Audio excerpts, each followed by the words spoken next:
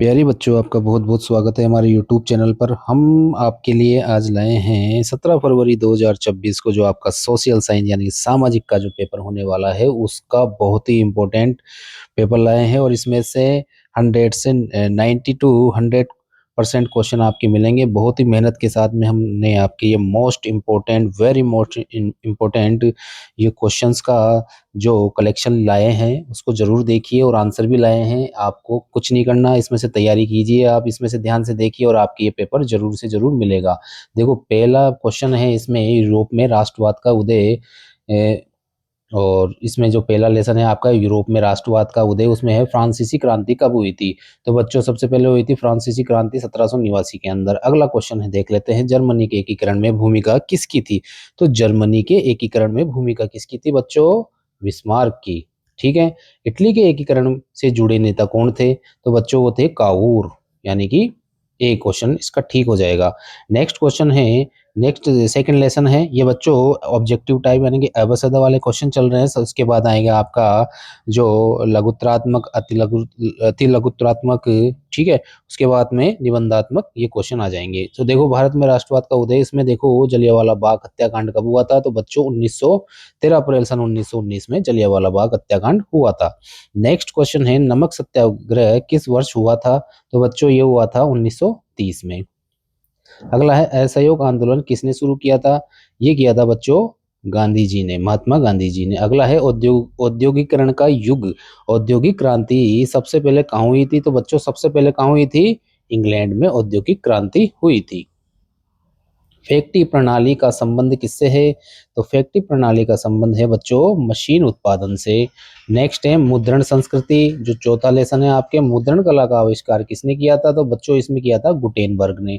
ये जो भी प्रश्न है अवसद के, इनके एक बार देखते आपको याद हो जाएंगे, इसको ध्यान से देख लीजिए और ये पेपर आपके 100% आपके सामाजिक के जो एग्जाम है बोर्ड का उसमें मिलेंगे। अगला है भूगोल। भूगोल में आ जाते हैं हम। भूगोल के MCQ यानी कि ऑब्जेक्टिव टाइप क्वेश्चन है। हम्म, इसमें है संसाधन एवं विकास नवीनीकरण संसाधन कौन सा है। तो बच्चों इसके अंदर कौन सा आएगा? सौर ऊर्जा। काली मिट्टी किस फसल के लिए उपयुक्त है। तो बच्चों इसमें आएगा काली मिट्टी किसके लिए उपयोग है? कपास की फसल के लिए। नेक्स्ट क्वेश्चन है इसमें, रबी की फसल बोई जाती है। तो रबी की फसल बोई जाती है अक्टूबर के महीने में। हरित क्रांति का संबंध किससे है। हरित क्रांति का संबंध है बच्चों अनाज उत्पादन से। अगला है खनिज एवं ऊर्जा। थर्ड लेसन में आ गया, भारत में पेट्रोलियम का प्रमुख क्षेत्र क्या है। तो बच्चों इसमें है मुंबई हाई। इसके बाद में देख लेते हैं विनिर्माण उद्योग। इसमें है लोहा इस्पात उद्योग का कच्चा माल। लोहा इस्पात उद्योग का कच्चा माल क्या है।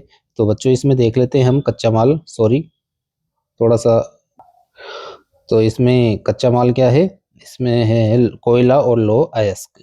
नेक्स्ट क्वेश्चन है, राजनीतिक विज्ञान से संबंधित ऑब्जेक्टिव है सत्ता की साझेदारी बेल्जियम मॉडल का संबंध किससे है। तो बच्चों ये किससे है? सत्ता साझा करना से। नेक्स्ट है संघवाद। भारत में कितने स्तर की सरकारें हैं। तो भारत में है 3 स्तर की सरकारें। राजनीतिक दल, तीसरा है राजनीतिक दल, उसमें है इससे रिलेटेड क्वेश्चन है, राष्ट्रीय दल बनने के लिए आवश्यक है। इसमें है निर्वाचन आयोग की मान्यता। नेक्स्ट है लोकतंत्र के परिणाम। इसमें है लोकतंत्र का मुख्य गुण क्या है। तो मुख्य गुण है समानता। ठीक है। लोकतंत्र की चुनौतियां, पांचवा पॉइंट है इसमें। इसमें अगला क्वेश्चन है, लोकतंत्र को मजबूत बनाने के उपाय क्या है। तो इसमें बी आएगा पारदर्शिता। तो देखिए बच्चों, इसमें जो इतिहास और भारत और समकालीन विश्व 2 ये है। इसमें है पहला टॉपिक है भारत में राष्ट्रवाद के विकास की प्रमुख अवस्थाएं। 5 अंक का प्रश्न आएंगे। इसमें है 1857 का विद्रोह। ये पहला है, पहला क्वेश्चन क्या था, भारत में राष्ट्रवाद के विकास की प्रमुख अवस्थाएं लिखिए। अवस्था क्या थी। तो पहला है, इसमें पहला पॉइंट क्या है, 1857 का विद्रोह, प्रथम राष्ट्रीय प्रयास, फिर उसके बाद में कांग्रेस की स्थापना, बंगाल विभाजन 1905, स्वदेशी आंदोलन, गांधी जी के नेतृत्व में असहयोग, सविनय अवज्ञा आंदोलन, भारत छोड़ो आंदोलन, फिर है 1947 में स्वतंत्रता प्राप्ति। ये सारे टॉपिक्स इसमें आ जाएंगे पॉइंट बाय पॉइंट। सेकंड है असहयोग आंदोलन के कारण और परिणाम लिखिए। ये प्रश्न बहुत इंपॉर्टेंट है। इसमें आएगा कारण क्या है, जलियांवाला बाग हत्याकांड, रोलेट एक्ट, खिलाफत आंदोलन, ये सभी कारण हैं इसके। और इसके परिणाम क्या हुआ, विदेशी वस्त्रों का बहिष्कार हुआ, राष्ट्रीय शिक्षा का प्रसार और जन जागरण हुआ था।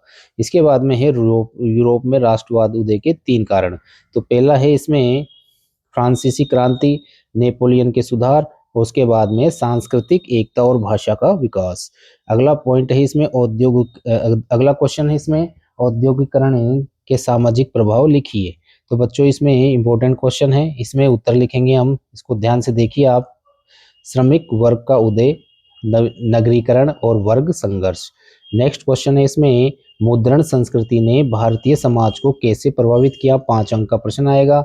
इसमें देख लेते हैं, इसमें उत्तर आएगा समाचार पत्रों का विकास, सामाजिक सुधार आंदोलन को बल देना, राष्ट्रीय भावना का प्रसार और शिक्षा का विस्तार। ठीक है, ये क्वेश्चन बहुत इंपॉर्टेंट है, आपको जरूर देखने चाहिए इसको और देखते रहिए। हम सारे पेपर, आपके मॉडल पेपर हम यहाँ पर लाएंगे जिसमें से 90 से 100% तक आपके क्वेश्चन आंसर मिलेंगे। अगला है भूगोल का जो टॉपिक है, उसमें है समकालीन भारत 2। इसमें छठा क्वेश्चन आता है संसाधनों के संरक्षण की आवश्यकता स्पष्ट कीजिए। तो बच्चों इसमें है उत्तर क्या आएगा, सीमित संसाधन, भावी पीढ़ियों की आवश्यकता, पर्यावरण संतुलन, इनके कारण इनकी आवश्यकता है, सतत विकास के लिए आवश्यक है। नेक्स्ट ये है, अगला क्वेश्चन है इसमें वन्य एवं वन्य जीव संरक्षण के उपाय बताइए। तो इसके उपाय है राष्ट्रीय उद्यान व अभ्यारण्य का विकास, सामाजिक वानिकी और वन संरक्षण अधिनियम। अगला है जल संसाधनों के संरक्षण के उपाय लिखिए। तो बच्चों इसमें आएगा उत्तर देख लेते हम, वर्षा जल का संचयन, यानी कि वर्षा जल को इकट्ठा करना, उसका संरक्षण करना, बहुउद्देशीय परियोजनाएं और जल का संयमित उपयोग। ठीक है, अगला है कृषि के प्रकारों का वर्णन कीजिए। तो बच्चों इसमें कृषि के प्रकार कौन से, आदिम निर्वाह कृषि, गहन निर्वाह कृषि, वाणिज्यिक कृषि और बागान कृषि। ठीक है, अगला क्वेश्चन है इसमें राष्ट्रीय अवस्था की जीवन रेखाएं क्या है, राष्ट्रीय अर्थव्यवस्था की जीवन रेखाएं क्या है। तो बच्चों इसकी जीवन रेखा है परिवहन और संचार साधन अर्थव्यवस्था की जीवन रेखाएं हैं, जिनमें सड़क, रेल, जल, वायु परिवहन, डाक, दूर संचार, इंटरनेट, ये व्यापार, उद्योग और सामाजिक विकास में सहायक है। ठीक है, इस प्रकार से ये इसका आंसर हो जाएगा। अगला है राजनीतिक विज्ञान से संबंधित प्रश्न क्या आएंगे, लोकतांत्रिक राजनीति आपका पार्ट है बुक के अंदर। इसमें क्वेश्चन आएगा सत्ता की साझेदारी का महत्व स्पष्ट कीजिए। तो इसमें हम उत्तर लिखेंगे विविधता में एकता, सामाजिक संघर्ष कम। ठीक है, इसके बाद में है लोकतंत्र को मजबूत करना, अल्पसंख्यकों की सुरक्षा, ये इसका आंसर हो जाएगा। नेक्स्ट क्वेश्चन है संघवाद की विशेषताएं लिखिए। तो बच्चों इसमें संघवाद की विशेषताएं क्या लिखेंगे, 2 या 2 से अधिक स्तर की सरकार, संविधान द्वारा शक्तियों का विभाजन, स्वतंत्र न्यायपालिका और वित्तीय अधिकारों का बंटवारा, ये 4 विशेषता हम इसमें लिख देंगे। अगला है लोकतंत्र और विविधता में संबंध स्पष्ट कीजिए। तो इसमें क्या संबंध है देखते हैं। उत्तर है इसका लोकतंत्र सभी समुदायों को समान अधिकार देता है और विविधता का सम्मान करता है। अगला क्वेश्चन है इसमें राजनीतिक दलों के कार्य लिखिए। राजनीतिक दलों के कार्य है चुनाव लड़ना, सरकार बनाना, नीतियां बनाना, जनता व सरकार के बीच सेतु का काम करना, सेतु यानी कि ब्रिज का काम करना, एक दूसरे की बातों को सुनना और उसके अनुसार कार्य करना और लोगों की समस्याओं का समाधान करना। अगला है जन संघर्ष और आंदोलनों का महत्व लिखिए। तो इसका महत्व क्या है, जनता को जागरूक बनाने के लिए, सरकार पर दबाव डालने के लिए, नीतियों में सुधार लाने के लिए, लोकतंत्र को सशक्त बनाने के लिए। अगला क्वेश्चन आ जाता है हमारा लोकतंत्र की प्रमुख चुनौतियां लिखिए। तो बच्चों इसमें चुनौतियां क्या है, सामाजिक असमानता, गरीबी, भ्रष्टाचार, निरक्षरता। ठीक है, और उसके बाद है सांप्रदायिकता, ये है ना। अब अत्यंत छोटे प्रश्न आ जाते हैं, इसमें देखते हैं हरित क्रांति के 2 लाभ लिखिए। वेरी मोस्ट इंपोर्टेंट क्वेश्चन है, जरूर आएगा। खाद्यान्न उत्पादन में वृद्धि करना, किसानों की आय में वृद्धि करना। इसके अलावा है बहुउद्देशीय नदी परियोजनाओं के 2 लाभ लिखिए। तो बच्चों इसमें लाभ क्या है, सिंचाई और उत्पादन में वृद्धि, विद्युत उत्पादन। अगला है भारत छोड़ो आंदोलन कब और क्यों शुरू हुआ। तो भारत छोड़ो आंदोलन 1942 में अंग्रेजों को भारत छोड़ने के लिए इसका आरंभ हुआ था। अगला है स्वतंत्र न्यायपालिका क्यों आवश्यक है। तो यह है संविधान की रक्षा के लिए और नागरिकों के अधिकारों की सुरक्षा के लिए। ठीक है, अगला है इसके अलावा ये भी इम्पोर्टेंट है, भारत में राष्ट्रवाद, सत्ता की साझेदारी, संघवाद, संसाधन संरक्षण, राष्ट्रीय अर्थव्यवस्था की जीवन रेखाएं, ठीक है, ये सारी चीजें इम्पोर्टेंट है। अगला क्वेश्चन है इसमें, लघुतरात्मक आर्थिक विकास से क्या अभिप्राय है। ये आर्थिक विकास का अर्थ है देश की राष्ट्रीय आय, प्रति व्यक्ति आय में वृद्धि के साथ साथ लोगों के जीवन स्तर, शिक्षा, स्वास्थ्य और सुविधाओं में सुधार करना। ये क्वेश्चन बहुत इंपॉर्टेंट है, इसको ध्यान से देख लेना आप। और आगे देखते हैं, राष्ट्रीय आय क्या है। राष्ट्रीय आय क्या है, एक वर्ष में देश में उत्पादित सभी अंतिम वस्तुओं और सेवाओं के कुल मौद्रिक मूल्य को राष्ट्रीय आय कहते हैं। ठीक है, वीडियो अच्छा लगे चैनल को सब्सक्राइब कर दीजिए, लाइक कर दीजिए और अपने दोस्तों, अपने मित्रों को बताइए। बेल आइकन बटन दबा दीजिए जिससे आपको आने वाली नोटिफिकेशन समय पर मिल सके और आपको जितने भी पेपर्स है आपके एग्जाम के वो सारे बताए जाएंगे और आपको उनकी सूचना मिल सके। अगला है थर्ड क्वेश्चन है इसमें, प्रति व्यक्ति आय कैसे ज्ञात की जाती है। तो बच्चों, प्रति व्यक्ति आय आगे है इसमें, प्रति व्यक्ति आय का हम लास्ट में बताएंगे आपको। मानव विकास के मुख्य घटक कौन कौन से हैं, इसमें है स्वास्थ्य, जीवन प्रत्याशा, शिक्षा और आय स्तर। ठीक है, अगला है भारतीय अर्थव्यवस्था के 4 क्षेत्र लिखिए। तो 4 क्षेत्र है, प्राथमिक क्षेत्र, तो दूसरा है द्वितीय क्षेत्र, तृतीय क्षेत्र और चतुर्थ क्षेत्र। अगला है प्राथमिक क्षेत्र क्या है, उदाहरण लिखिए। तो जो क्षेत्र प्राकृतिक संसाधनों पर आधारित हो उसे प्राथमिक क्षेत्र कहते हैं, जैसे कृषि, पशुपालन, मत्स्य पालन। ठीक है, नेक्स्ट है मुद्रा क्या है। मुद्रा क्या है, देखो बच्चों, इसमें वस्तुओं और सेवाओं की विनिमय का सामान्य माध्यम मुद्रा कहलाती है। अगला है साख यानी कि क्रेडिट क्या होता है। तो बच्चों इसमें देख लेते हैं, जब कोई व्यक्ति या संस्था भविष्य में वापस करने के वादे पर धन उधार लेती है, ठीक है, उसे साख कहते हैं। अगला है वैश्वीकरण क्या है। तो जब विभिन्न देशों के बीच व्यापार, निवेश, तकनीक और सेवाओं का आदान प्रदान बढ़ता है उसे वैश्वीकरण कहते हैं। ठीक है, अगला क्वेश्चन है उपभोक्ता अधिकारों में से 4 लिखिए।